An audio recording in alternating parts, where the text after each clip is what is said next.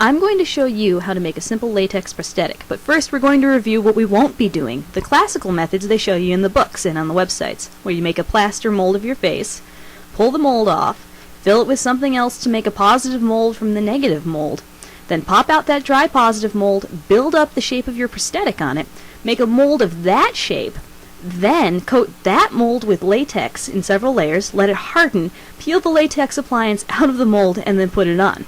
Here's what we're going to be doing. What we'll do is we're going to build our shape, our appliance, we're going to coat it with liquid latex in several layers, and then we're done. Now I'll show you the live video of this process. To make the sculpture I'm going to coat in latex, I'm using pottery clay. I use pottery clay because even though it gets hard when it dries in the air, it still melts away when you dip it in water and just becomes goo. That's important because if I'm going to coat this clay with latex, the latex, like in this eye socket I made, doesn't melt away. It's water resistant, it's waterproof rubber. So if I coat the clay with latex and then I dip it in water, the clay will just melt away, acting as a release, separating the two layers apart. That's really, really useful, and it's not going to happen if you use an oil-based modeling clay. So, for this example, I'm making an ape-type nose, upper lip, and bridge of the nose, like I did last year, just for the example. I've made a wide skirt of clay around the sculpture. That way, I can just cut it to shape the face of the wearer, since I didn't use a mold to make it accurate. I'm going to be painting a layer of latex directly on the clay.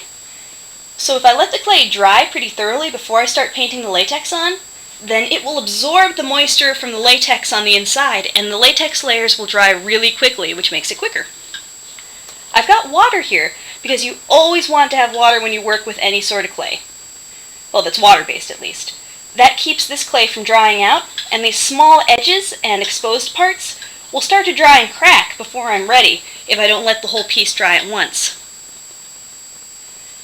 When working with this clay, you don't have to knead it and get all the air bubbles out like they always tell you, because we're not going to fire it, and when we're done, we're probably just going to mush it up with some water to recycle it. So it's okay not to do any sort of special preparation. And for the sculpting, I've sculpted this with my fingers and fingernails. You don't need special tools to make a good sculpture.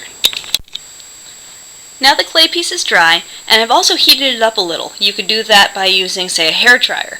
That's going to help the latex dry faster. Now, I'm using a cruddy old paintbrush. Why? Latex will destroy your paintbrushes, no matter how careful you are with it. I'm using Ben Nye brand liquid latex. I use Mayron, a lot of other latexes that are designed for use with costuming. So, I'm going to pour a little out to work with. I'm pouring it on a piece of sheet metal, tin foil, plastic wrap, anything that won't absorb will be fine. And then I apply the latex. It's better to apply the latex in several thin layers than it is to apply it in one thick layer. It may seem like more work, but in terms of time, the thin layers will dry really, really fast, and the thick layers just take forever.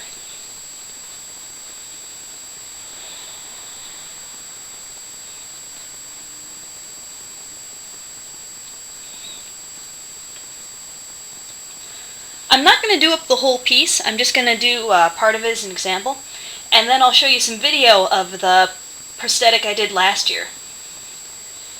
So as it gets dry, it starts to get sticky and tacky, and it gets clear. In order to give it color, after the first couple layers, I'll take the makeup that I'm going to be using with the final costume, and I'll mix it in with the liquid latex.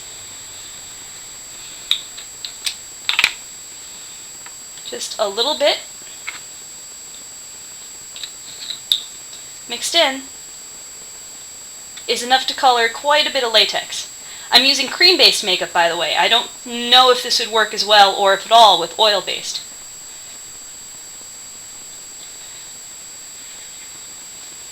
Now the latex I just mixed in looks kind of pastel brown, but when I let it dry, it dries to a nice deep dark brown that matches the makeup. Okay, I'll apply the next layer and the colored layer, then show you what happens when you peel it off. Here's a close-up of me painting on the latex. You can see this layer is getting pretty dry. Compare the layer that's already on there to what I'm adding now.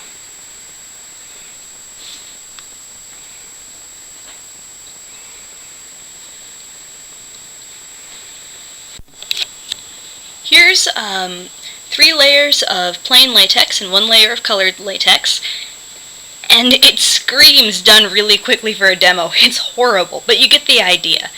I'll peel off the layer now so you can see how it comes off.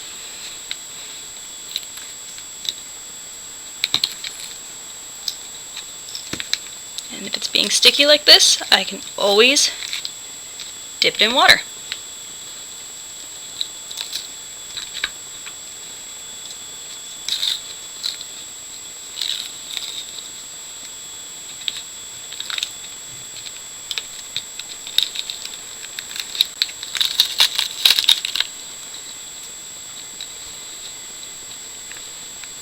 So you can see that if I did the whole thing, it would have more shape to it.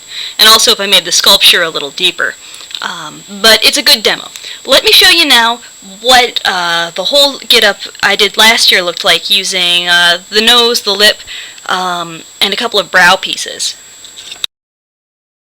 We attached the latex appliances to Ben's skin by painting on a little bit of latex where we wanted to stick them, letting it dry, and then popping them on like stickers. No spirit gum or anything like that. If you need to buy latex, buy it from a costuming store, or you can order it online.